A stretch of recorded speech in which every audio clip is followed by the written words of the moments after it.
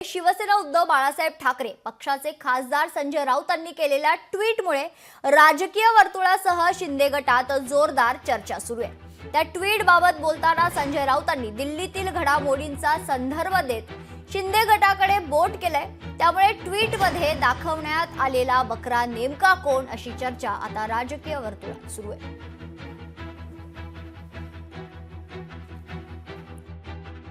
महाराष्ट्रातला एक बकरा आहे आणि तो बकरा खडकाच्या लाकडावर उभा आहे।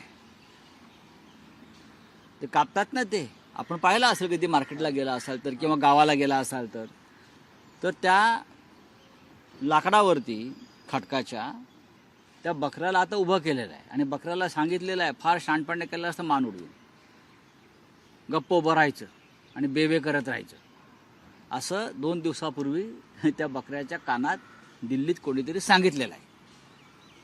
आता बाद झालं, तुमचं खूप ऐकलं नाही, पण तुम्ही खाली असं म्हटलं एसएनसी गट, मग काय आहे ते? मग तुम्हाला कळलं पाहिजे काय एसएनसी गट आहे तो। तुम्हाला युबीटी माहिती आहे ना, ते बरोबर तुम्हाला माहीत असतं हां, आणि तुम्हाला एसएनसी माहीत नाही। अभ्यास करा जरा।